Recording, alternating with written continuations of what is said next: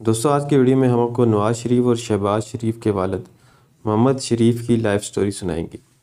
میاں محمد شریف کون ہے، ان کا تعلق کس خاندان سے ہے، میاں محمد شریف کیسے لوہار سے بڑی فیکٹری کے مالک بنے، میاں شریف نے کتنی شادیاں کی، اولاد آج کہاں ہے جب نواز شریف اپنے والد کا ہاتھ زخمی کر دیتے، بھٹو کے مقابلے میں ڈاکٹر جاوید اقبال کو ووٹ دینے والے میاں محمد شریف نے جب ووٹنگ والے دن ناشتے میں چنے تقسیم کیے، پورا واقعہ کیسے ہے؟ میاں شریف نے شفقت علی شاہ کو حضرت علی کا واسطہ دے کر کیا مانگا، میاں شریف کا بھائیوں سے کیا جھگڑا تھا، جھگڑا کیسے ختم ہوا، میاں محمد شریف کس جنرل کی منت کر کے نواز شریف کو سیاست میں لائے، ایسے ہی حقائق آج کی ویڈیو میں جانیں گے۔ چلتے ہیں ویڈیو کی طرف۔ Struggle life. مشرقی پنجاب کے امرتسر شہر سے 20 کلومیٹر دور ایک چھوٹا سا گاؤں جاتی امرا میں میاں محمد رمضان کے گھر میں 1920 کو پہلے بیٹے کی پیدائش ہوئی، جس کا نام محمد شریف رکھا گیا۔ ان کی شادی امرتسر شہر میں رہنے والی ایک فیملی کی لڑکی سے ہوئی۔ جب محمد شریف 1947 میں اپنے 6 بھائیوں کے ساتھ ہجرت کر کے لاہور پہنچے تو اس وقت ان کی عمر 28 برس تھی۔ لاہور میں رہتے ہوئے 7 بھائی لوہے کے اوزار بنانے لگے۔ تب میاں شریف نے لاہور ریلوے اسٹیشن کے نزدیک، جہاں آج کل لنڈا بازار ہے، وہاں لوہے کی بھٹیاں شروع کی۔ کاروبار میں وسعت ہوتی گئی اور شریف فیملی لوہے سے بنے زرعی آلات اور ٹیوب ویل انجن بنانے لگے۔ فیلڈ مارشل ایوب خان کے دور حکومت میں ملک میں صنعتوں کے لیے ماحول سازگار تھا، تو میاں محمد شریف بھی امیر ترین لوگوں میں شمار ہونے لگے۔ میاں محمد شریف کارپوریٹ سیکٹر میں نام بنا چکے تھے اور ملک کے بڑے بڑے لوگ انہیں جانتے پہچانتے تھے۔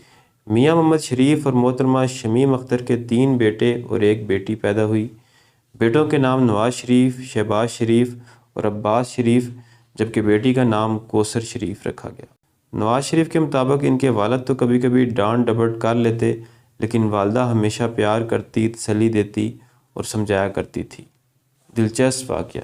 سہیل وڑائچ نے اپنی کتاب غدار کون میں میاں محمد شریف کا ایک واقعہ لکھا ہے۔ یہ تب کی بات ہے جب میاں محمد شریف مرحوم اپنے 3 بیٹوں کو اتوار کے روز سیر کرانے اتفاق فاؤنڈری لے جایا کرتے تھے۔ اس دور میں 1 روپے کا سکہ نہیں آیا تھا۔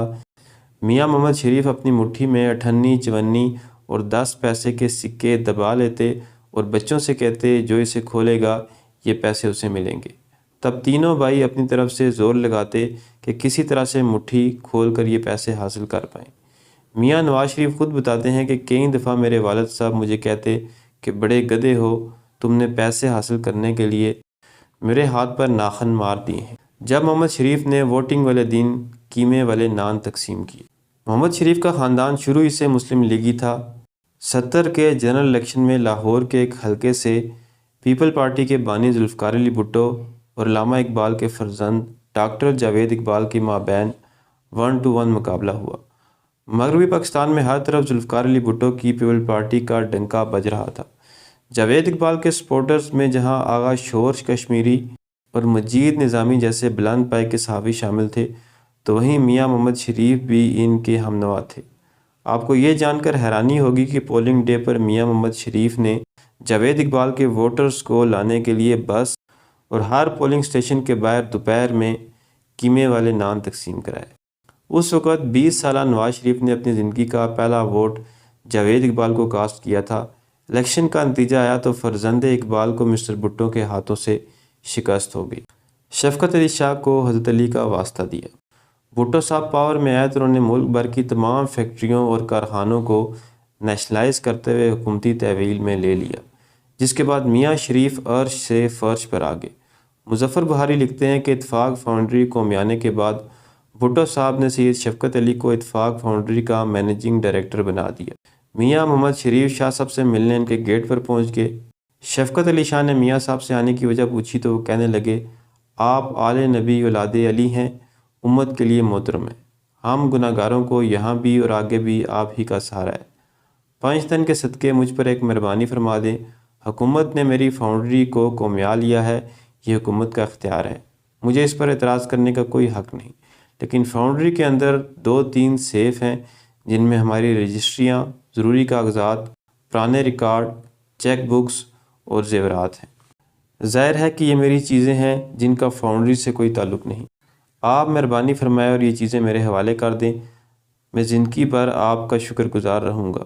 شاہ صاحب نے میاں شریف کی ساری باتیں سنی تو کہنے لگے، میاں صاحب حکومت کا حکم ہے کہ اتفاق فاؤنڈری سے کوئی چیز باہر نہ جائے۔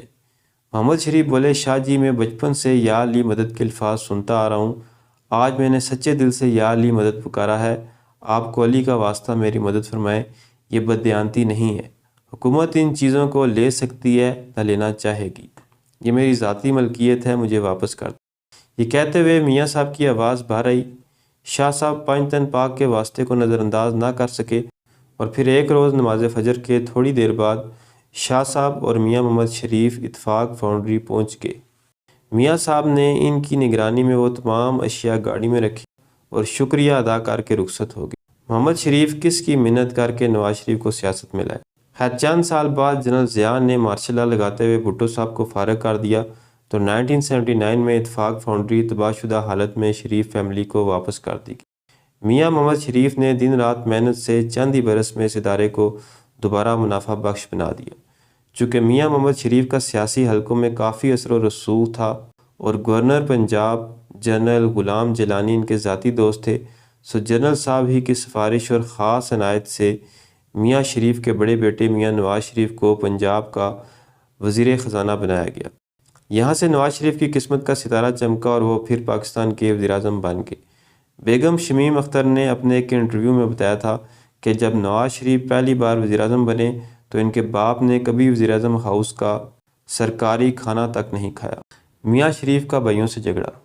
1993 سے 1996 تک کا دور میاں محمد شریف کے لیے سب سے زیادہ تکلیف دہ تھا، جب ان کے درمیان اختلافات پیدا ہو گئے اور پھر سب نے دیکھا کیسے میاں شریف اور ان کے 6 بھائیوں کا تنازع گھر کی 4 دیواری سے نکل کر عدالت تک پہنچ گیا۔ ایسے حالات میں میاں محمد شریف نے تمام معاملات کو خوش اسلوبی سے حل کروایا۔ وفات اور دفن۔ میاں محمد شریف نے دنیا میں خوب پیسہ تو کمایا، لیکن وہ ایک دیندار شخص بھی تھے۔ وہ نماز پنجگانہ کے ساتھ ساتھ اشراق اور چاشت بھی باقاعدگی سے ادا کرتے۔ 1999 میں پرویز مشرف کے اوورٹیک کے بعد جب سارا خاندان سعودی عرب جلا وطن کر دیا گیا تو اپنی ملک بدری کے روز حرمین شریف میں گزارے۔ میاں محمد شریف طویل عرصے تک عارضہ قلب میں مبتلا رہے اور بالآخر رمضان المبارک کے مقدس مہینے میں 29 اکتوبر 2004 کو حالق حقیقی سے جا ملے۔ وفات کے وقت ان کی عمر 84 برس تھی۔ ان کے جسد حاکی کو جدہ سے لاہور لایا گیا اور انہیں جاتی عمرہ رائمنڈ میں سپرد حق کر دیا گیا۔ یاد رہے، فوجی صدر جنرل پرویز مشرف کے حکم پر میاں نواز شریف شہباز شریف اپنے والد کی تدفین کے لیے پاکستان نہ آ سکے تھے۔ یہ تھی میری آج کی ویڈیو، ملتے ہیں اگلی ویڈیو میں، تب تک اللہ حافظ۔